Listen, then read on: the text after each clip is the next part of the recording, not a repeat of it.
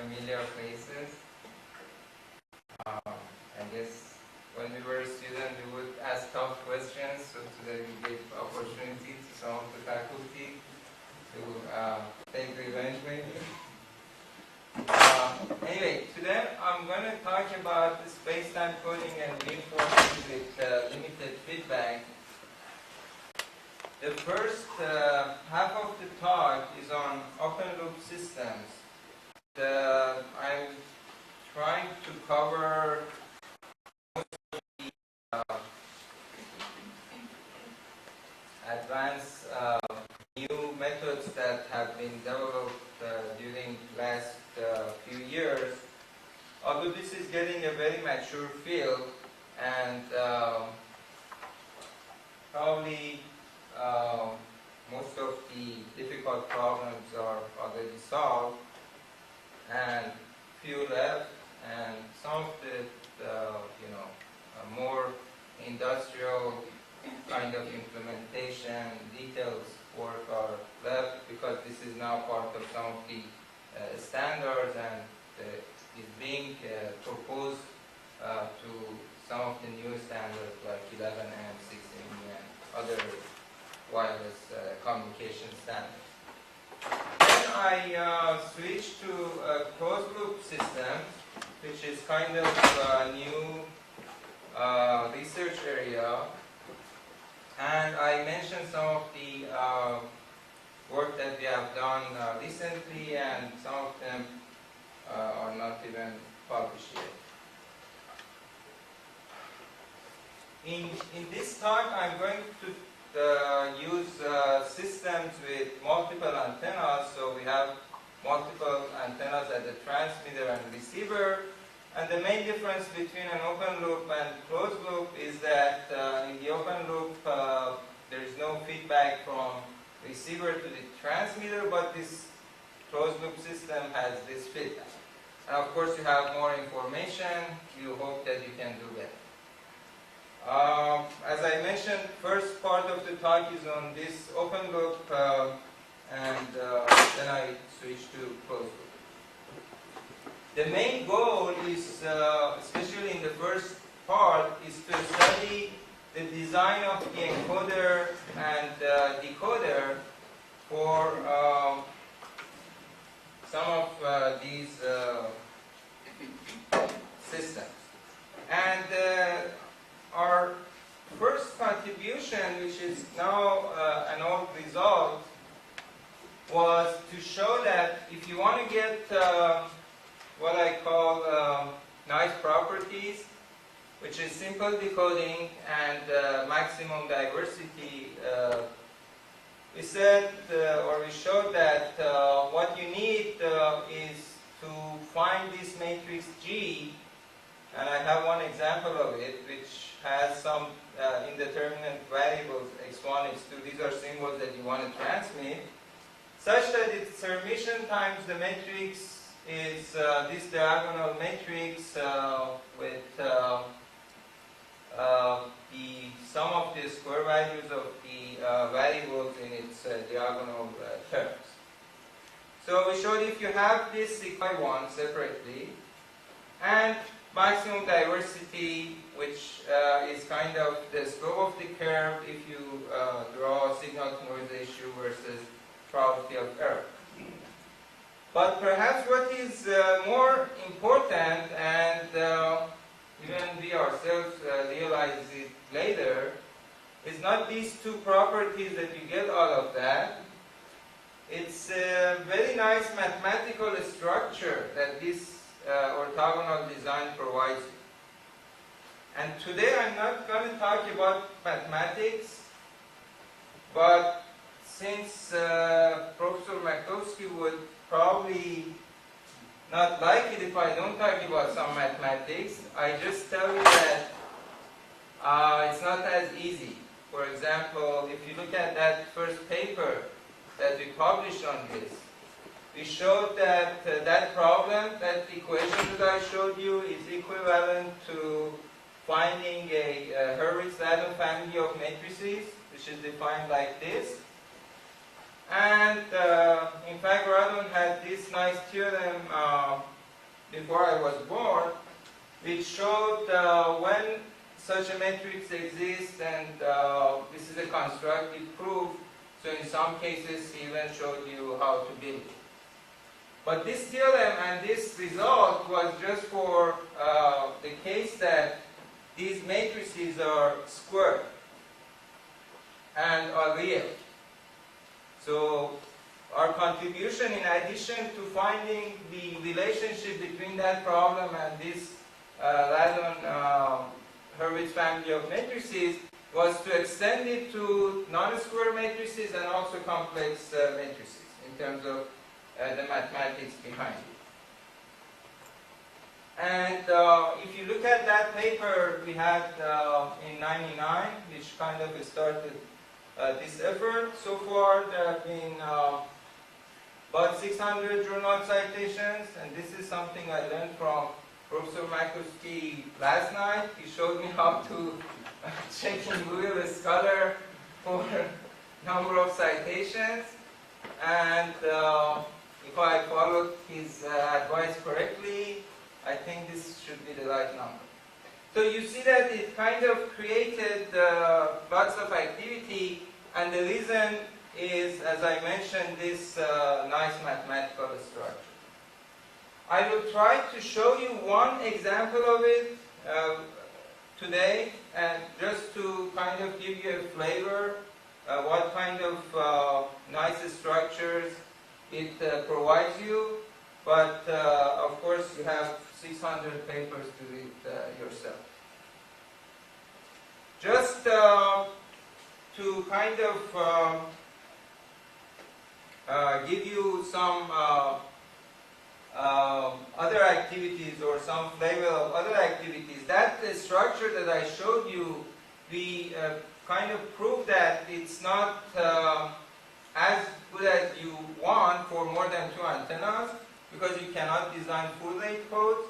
But there are some other structures like this one that I did in 2001 using Hamilton's quaternions, which shows you how to design lane 1 codes for more than 2 antennas, but the trade-off is that you don't get that symbol by symbol decoding, you get pairwise decoding. Recently, this structure also has been very popular, and people have derived versions of it that provide symbol by symbol decoding, but a little bit difference in terms of performance. So this is kind of for more than 2 antennas, this quasi-orthogonal space-time block codes is becoming kind of the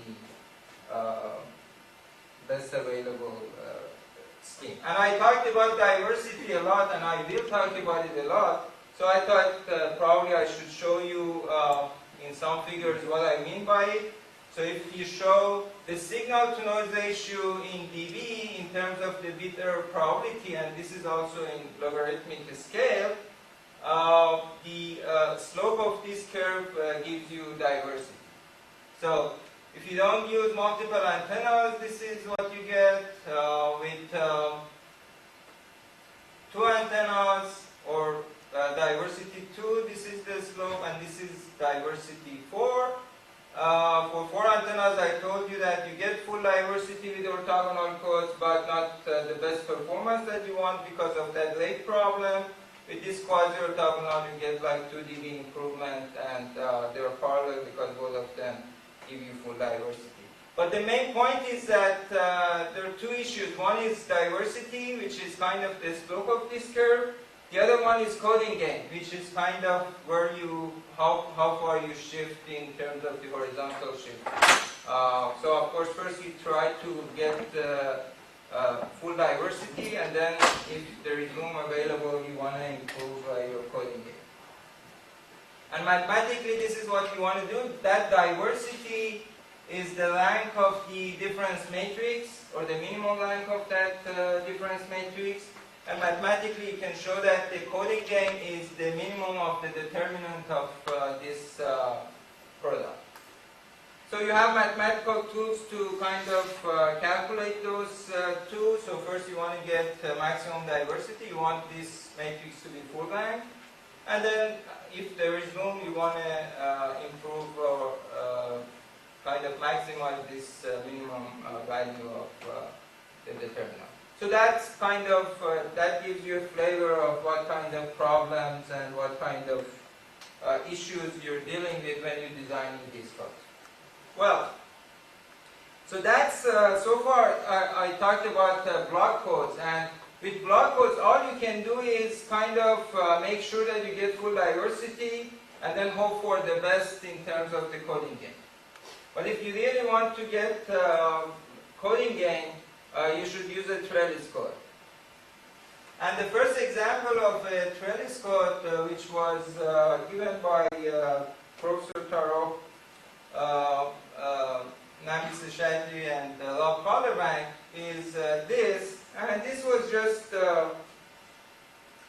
a manual design kind of work of genius.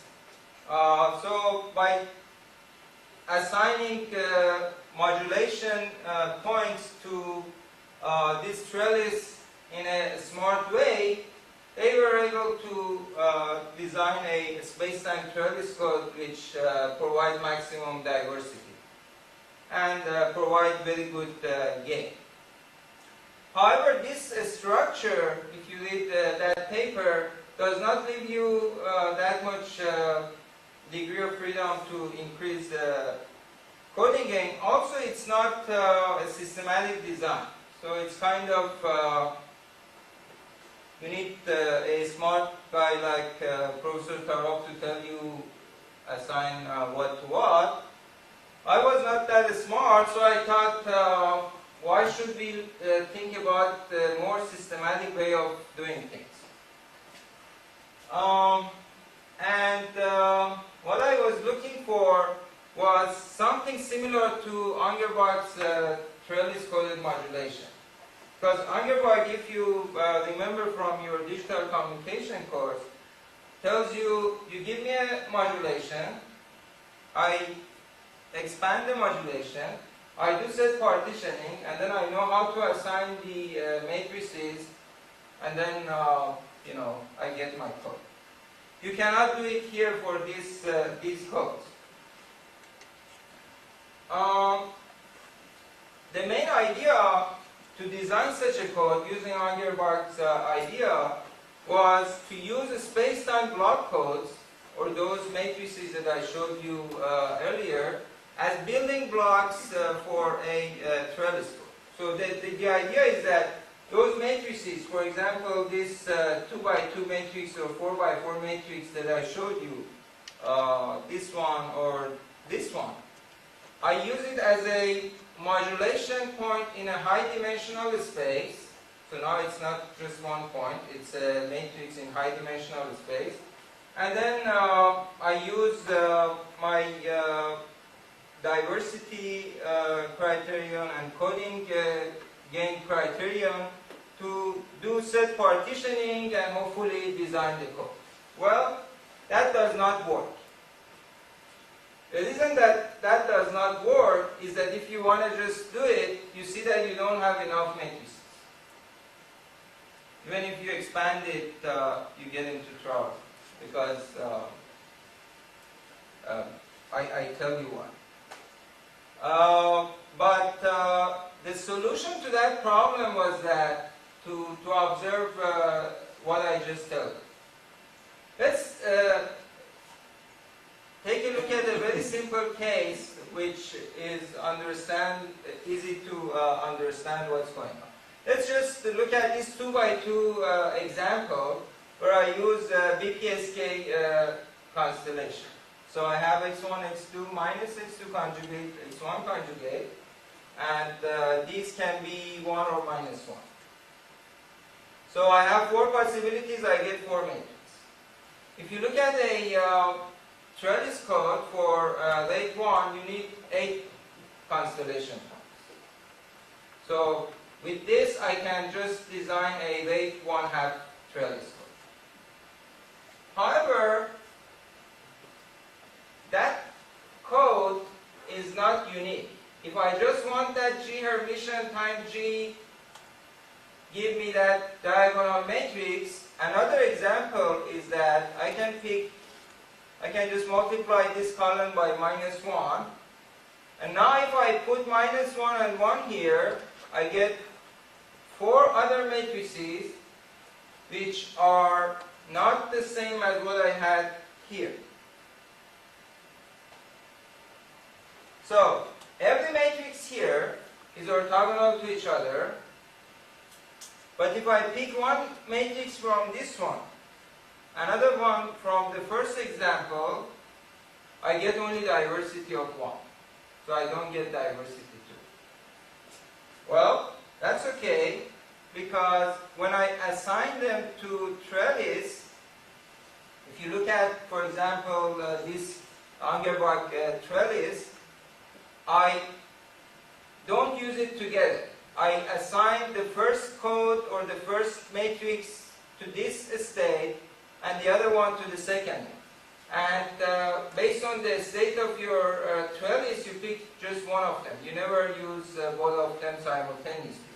So for your trellis code, you get full diversity, although the component codes that you use do not provide full complexity. And that was just one example. I can do it in general. So in general, what I can do, I can multiply. In fact, you can show that I can multiply this space-time block code by any unitary matrix, and I still get another orthogonal design. And here I just pick some rotation, because when I pick rotation, I don't even change the constellation. Any PSK constellation you pick, if you pick the right rotation, you're still using PSK constellation. Like this example, all elements are BPSK still, and the rotation is 180 degrees. So in general, you can just use this class of space-time block codes, and then just follow on your block. Do set partitioning. Now you have enough number of matrices. You can do set partitioning. You can do it for any constellation, like QPSK, BPSK, doesn't matter. You just assign it to trellis the way you do for a regular trellis-coded modulation. And interestingly, now you have freedom because of that set partitioning, because you get diversity automatically from your orthogonal design. You get freedom to improve your coding gain. So as you see, when you compare, your coding gain is increased.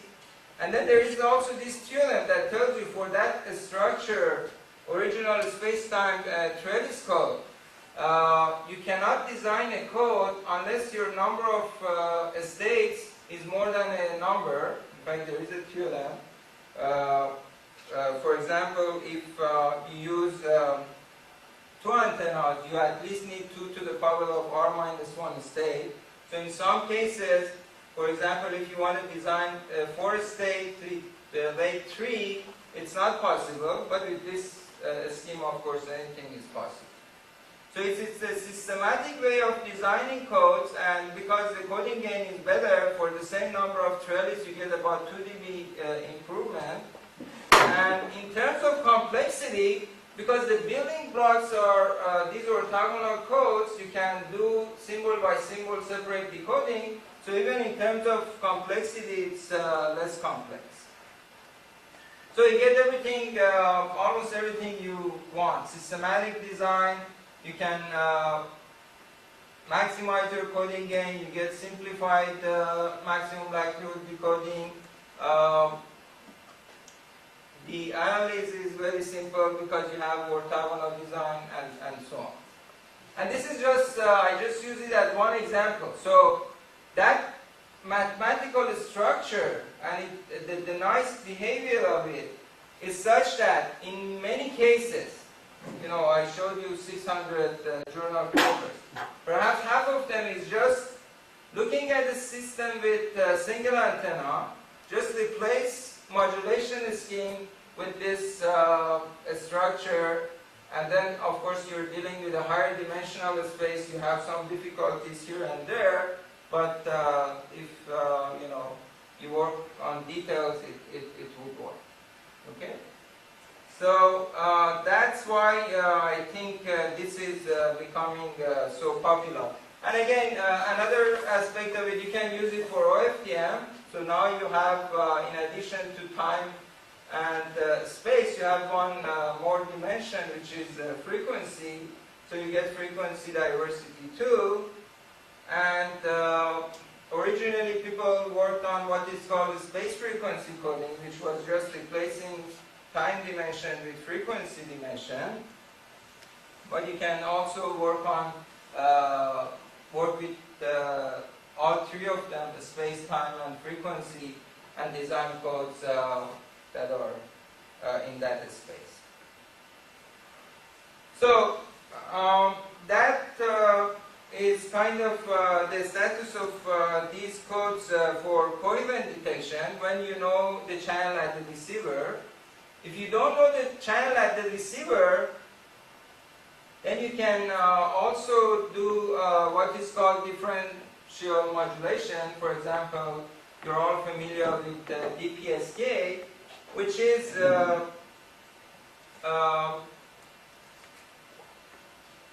dB worse than the coherent case. So you, by doing some feedback loop, you don't need to know the channel.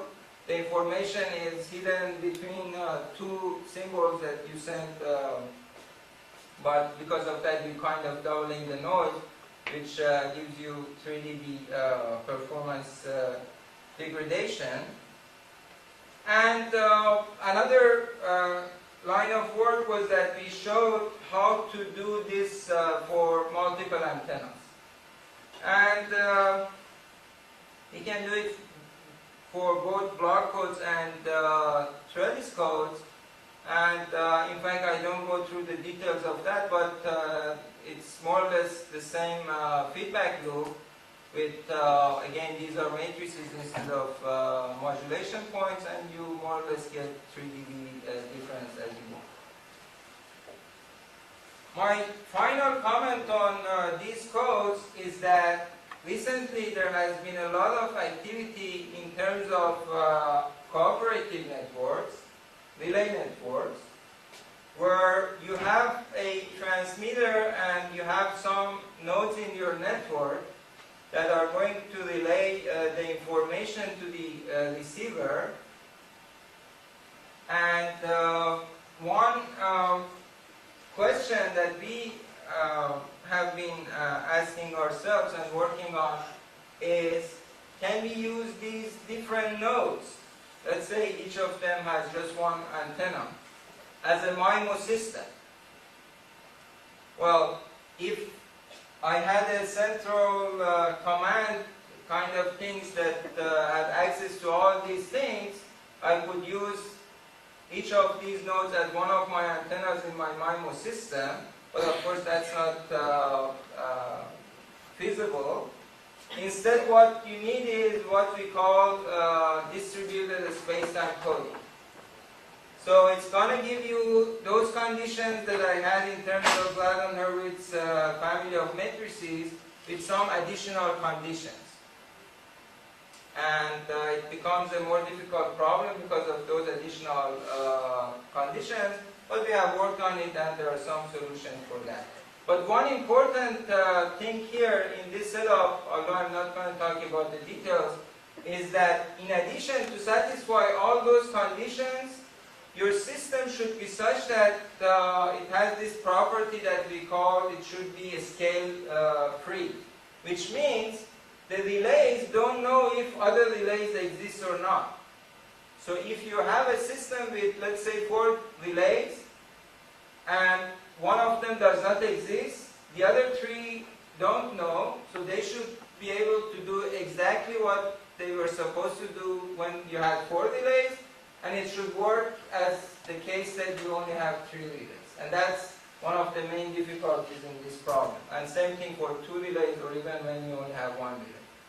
But we have been able to kind of design systems which have those properties. So with that, the first part of the talk is concluded, and if you want the details of these schemes, you can look at my book. So the second part, as I mentioned, is going to be on closed loop systems, where you have this feedback, and you can get some information about the channel from the receiver back at the transmitter. Historically, this is also a kind of known problem, and people have been working on it. Probably you're familiar with it. It's beamforming. So if you know your channel, if you know all the path gains completely at the transmitter, it's a eigen value problem, and the solution is very easy. I'll show you the solution soon. But recently, people have looked at this problem when you don't have that perfect feedback. Because assuming that you know the channel completely is not really practical. First of all, you need lots of information to send that information back. And second, this is a time-varying channel. By the time that you send back that information, it's not valid anymore, and many other factors like the noise in this feedback. I'm going to talk about it later. So, perfect feedback assumption that results in beamforming is not practical. Instead, some of the more recent assumptions that we and others work with is either you know some statistics about the channel. For example, you know the mean or the variance of these factors, or you know, for example, the average signal-to-noise ratio. And because you just need some statistic, you can just update that statistic less often and quantize it with some few bits and send it back. Or you work with instantaneous information. So you have your frame of data, you estimate the channel, you just send a few bits back, and you send some information either about the phase or magnitude of the channel, or about the direction of the channel. And in fact, if I'm not mistaken, this phase information, and the reason that I'm considering it is that this is part of one of the current standards, that because it's very easy, you just get the phase of the channel, you just use few bits to quantize it and send it back, and then you can use it. So this is already part of the standard, and some of the things about direction is being considered for newer standards, as I will talk about.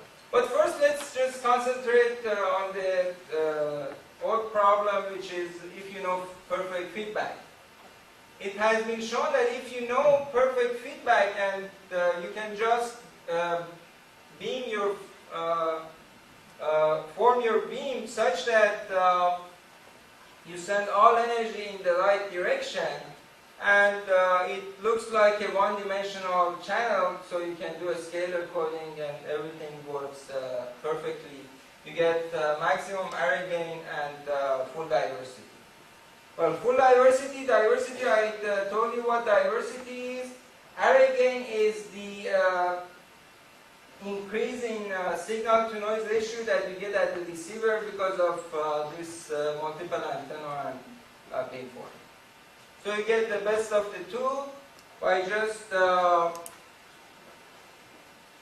doing some eigenanalysis on your channel matrix H. And then what you transmit is just multiplying what you wanted to transmit by one of these unitary matrices, and the result is that at the receiver you multiply your received vector by the Hermitian of the other unitary part of this eigenanalysis, and the result would be just your signal multiplied by eigenvalues. And if you look at this, to maximize the signal-to-noise ratio, all you need to do is to pick the right eigenvalue and transmit your signal towards the corresponding eigenvector. If you want to send, for example, 2 beams, you can pick the eigenvalues with the first 2 highest eigenvalues. But the problem is that it's very sensitive to noise and delay and quantization for the information that you send. So as I mentioned, if there is a channel estimation error, since you're assuming perfect knowledge of that channel matrix H, that's not going to work. If there is quantization loss, because you need to transmit all those values in your channel matrix back, so you have to quantize it, there would be some quantization loss, so that's not going to work. There is a delay. By the time you estimate it and send it back, the channel has changed, so that's not good. And also, if you have noise in this feedback channel, it's going to kill it. I will show you some simulation results. Especially, it's very sensitive to noise. Noise will kill it definitely. So it's even better if you don't use it when there is noise than using it, as I will show you. So,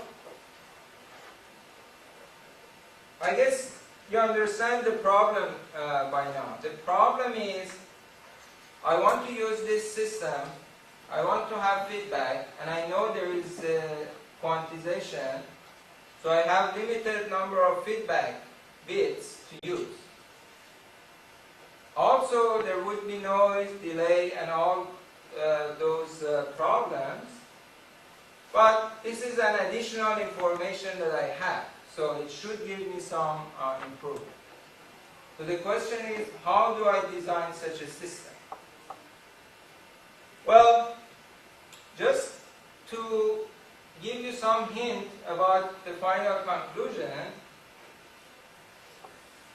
if I know the channel perfectly, as I showed you, I do just some eigenanalysis, I do beamforming, I get maximum diversity, maximum array gain, I'm done.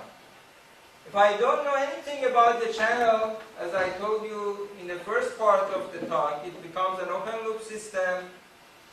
I do a space-time coding, again I'm done. So what should I do when I have just some information? Okay?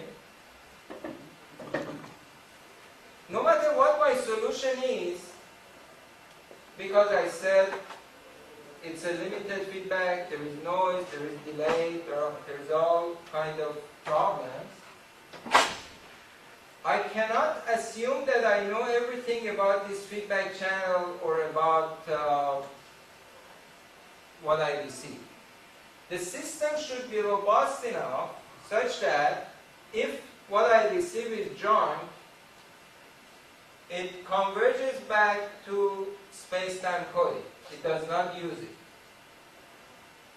Or if the information is perfect, if I have so many bits to quantize it, there is no noise in the feedback channel, the change in the channel is not that much, so delay is not a problem, then I hope that it would converge to beamforming. It would give me kind of the best possible.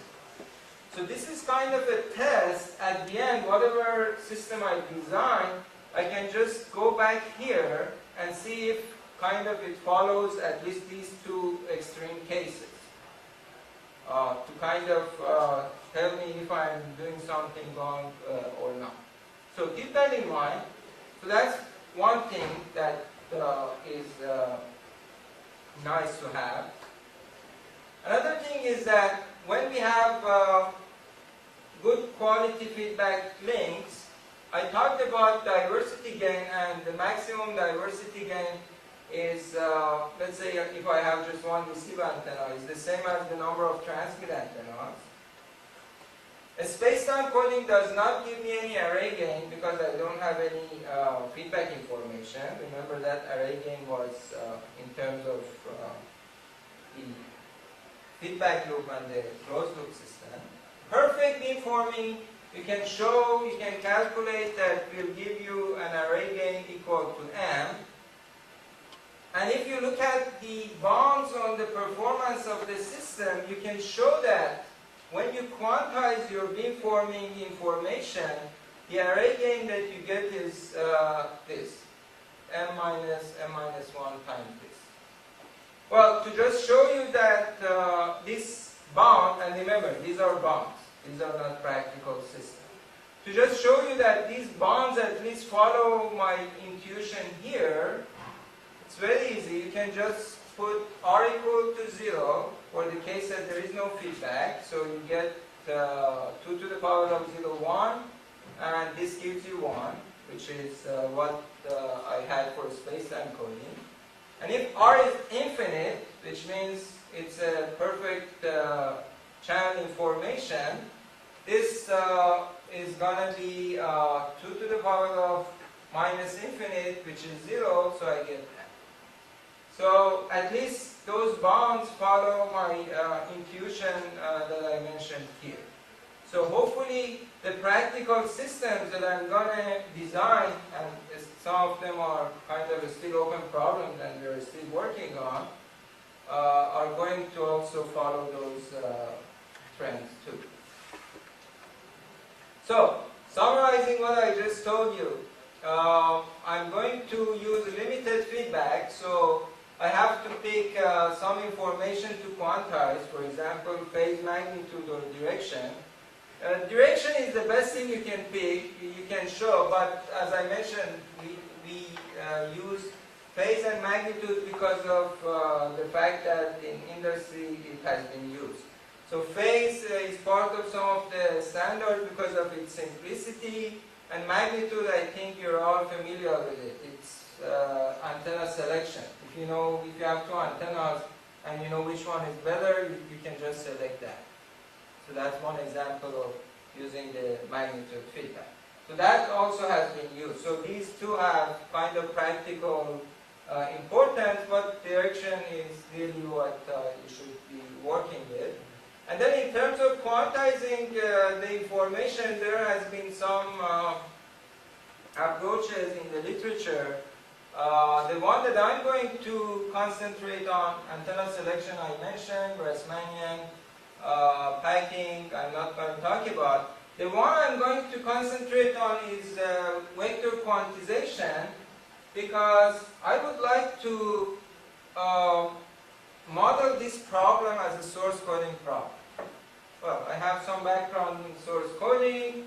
My advisor, Professor Irvine, would be happy if I use some of that background, right? So I'm going to use it here.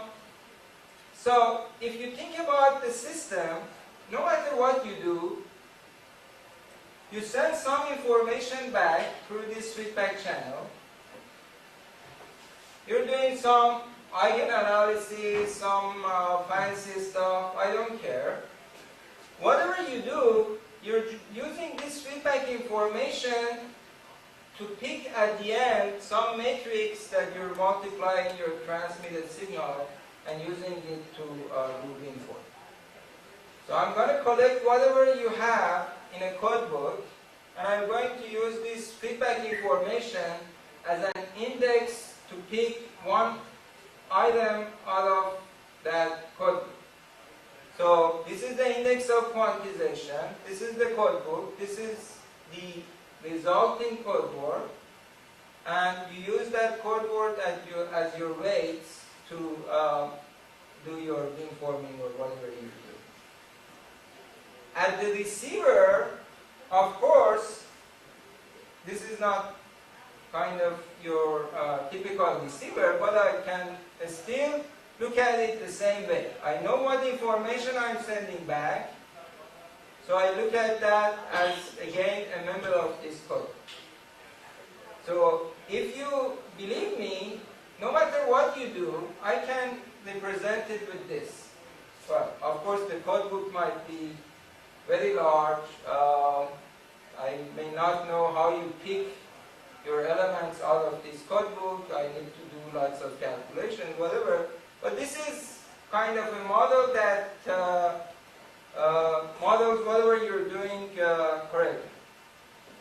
Now that I have this model, maybe I can just design or optimize optimize this code book in an optimal way. Okay, for a second, let's assume this was a source coding problem.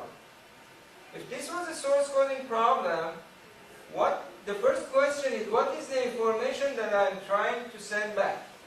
Well, of course, the information here is the components of this channel matrix. So I have this path gains in my channel matrix H. If I send it back completely, if the transmitter knows it, as I told you, it does eigenanalysis, you can solve the problem. So my source is kind of these channel path gains or channel matrix.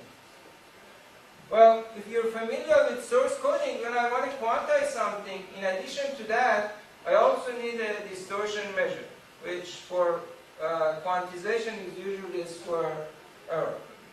But here, of course, a square error is not the best I can use, because I'm after either maximizing the diversity, again, or in some cases, you can think of it as the end-to-end probability of error, and you want to minimize that probability of error.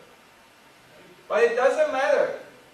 If you look at it as a source coding problem, it does not matter what kind of distortion measure you pick.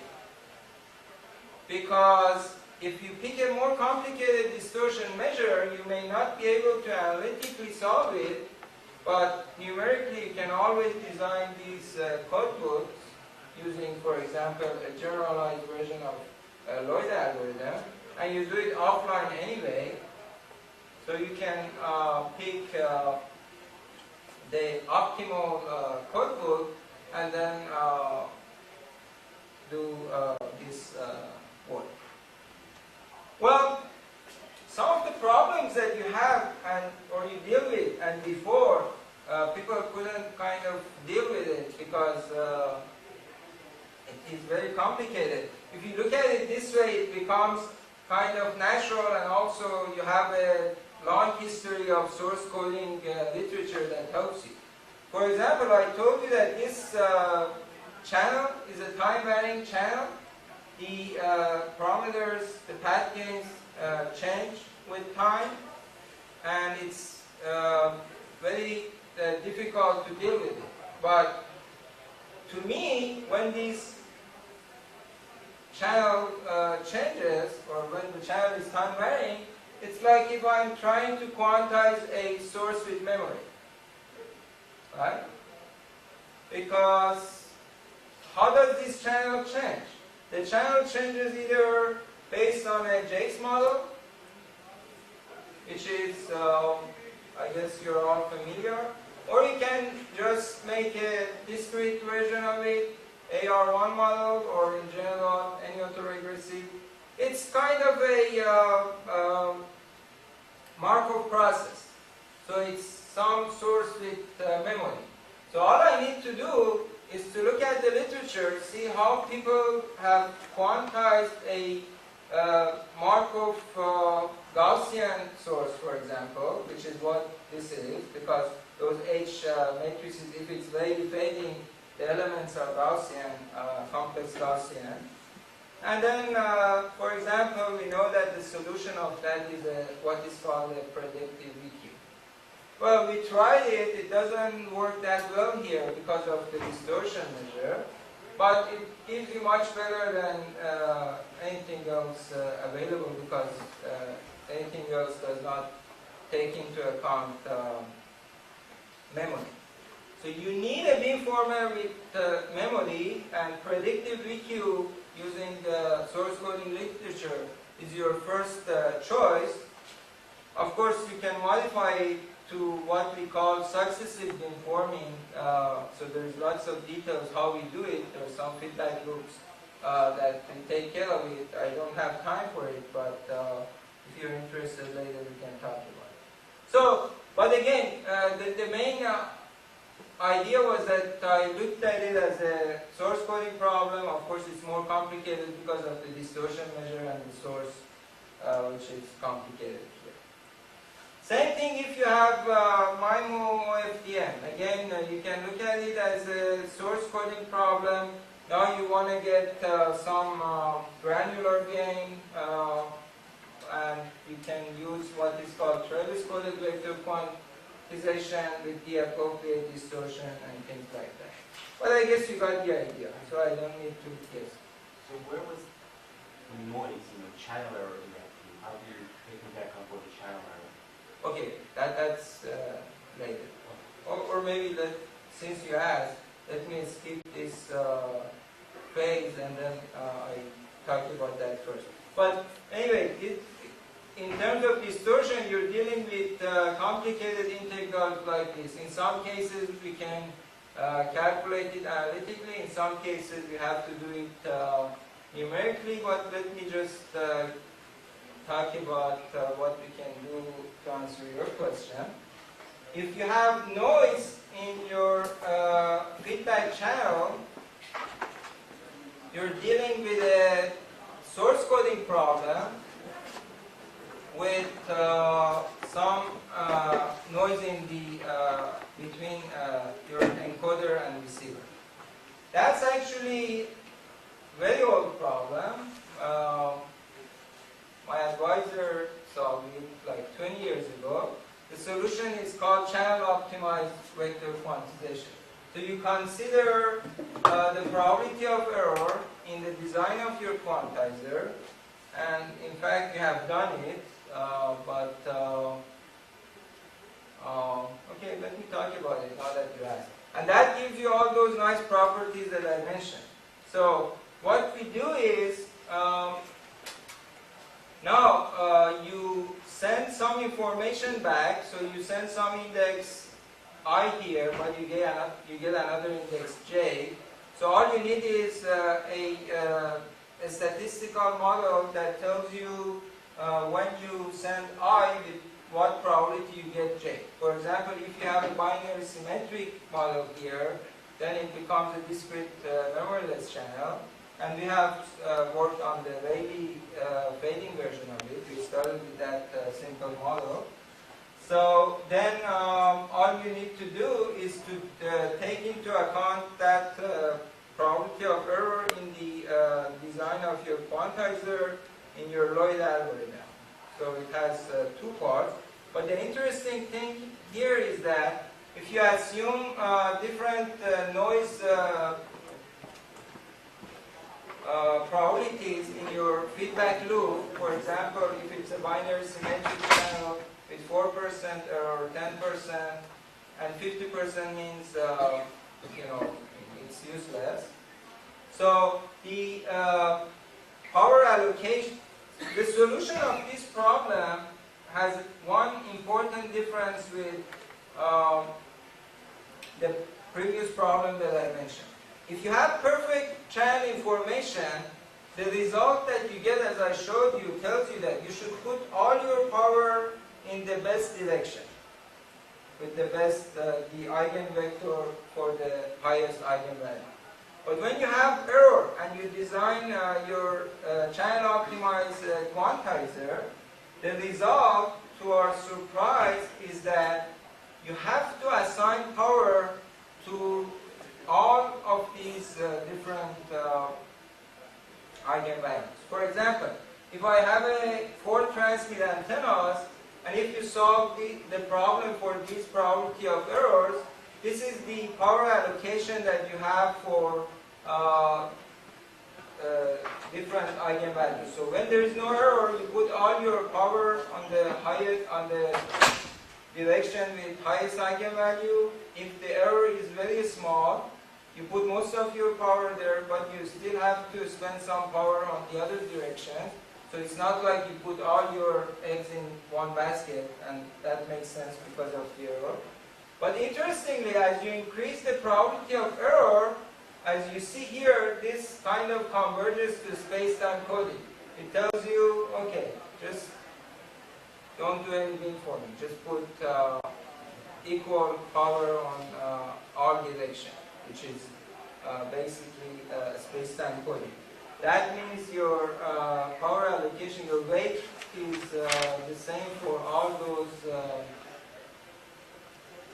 direction. This weight is just the same, so it doesn't matter. It's like it does not exist. So you're doing a space-time coding.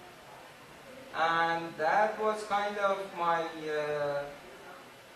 punchline that he destroyed. But anyway, the point is here you can solve the problem, but and you get all those nice properties that I mentioned. It kind of converges to what you want based on what you have.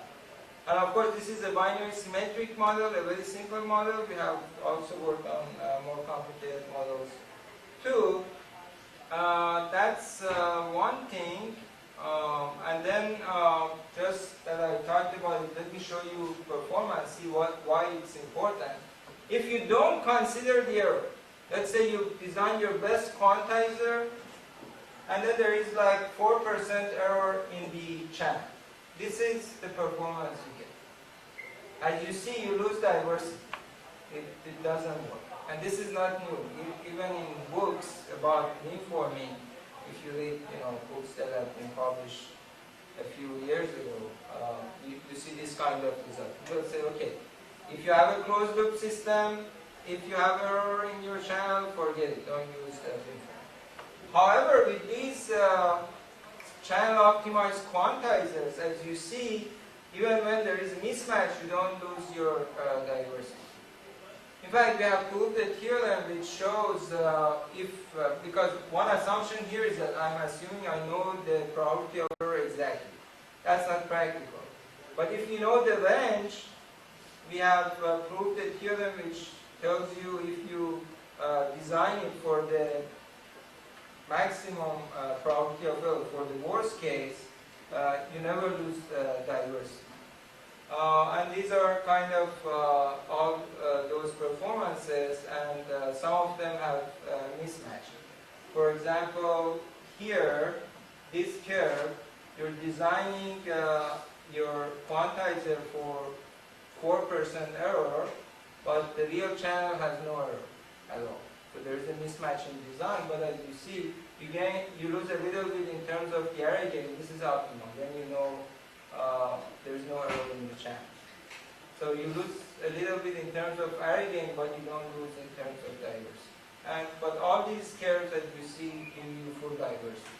So depending on the amount of noise, you lose some array gain.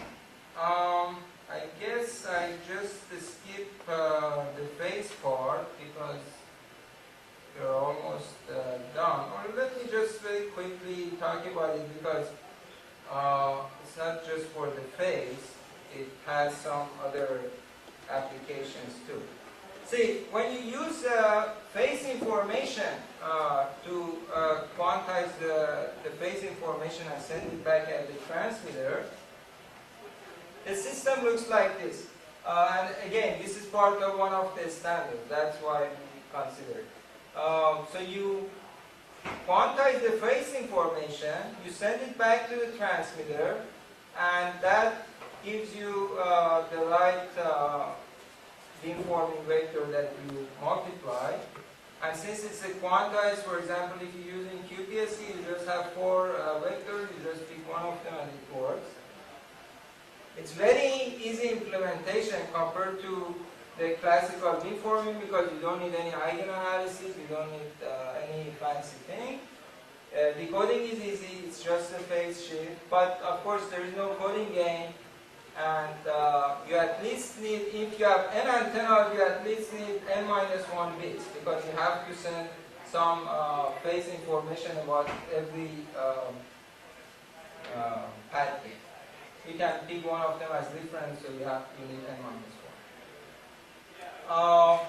What one can do, similar to that super-orthogonal space-time trellis code that I mentioned using Angerbach ideas and things like that, here you can also add some other code to this system to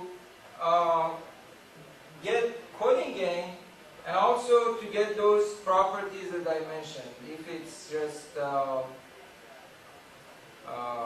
going back and forth between beamforming and space-time coding, And also one additional advantage that you get is the way you design it, you don't need to have n-1 bits.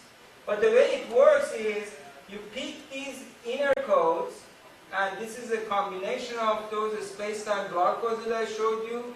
Remember at the beginning I had 8 matrices, orthogonal matrices using BPSK symbols.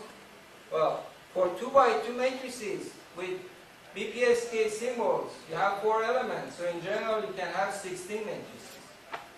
8 of them I showed you are orthogonal, or 2 sets of orthogonal.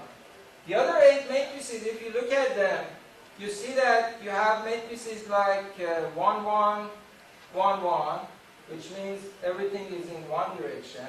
Minus 1, 1, minus 1, 1, again everything in the same direction.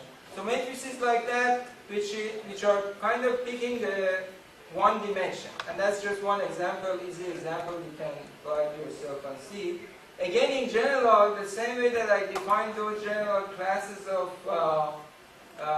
orthogonal design using rotation, you can also have those matrices as beamforming matrices, and also space-time block code matrices. Now you pick the combination of them, so you have 2 to the power of L if you have L bits, inner codes, and then the difficult part is just to design this other trellis such that everything works smoothly, adaptively, everything changes.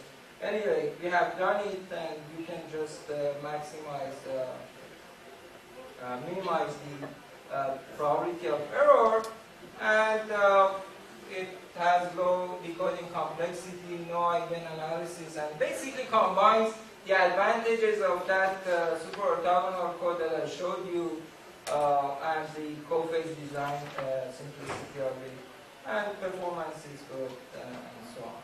So I think I just finish it with one. This is one of the things that we are doing currently. I said there are 2 problems. One is if there is error in the feedback. The other problem is if the rate is very low. So let's say you have 4 antennas, 8 antennas, but you can only send 1 bit back to the transmitter. Okay?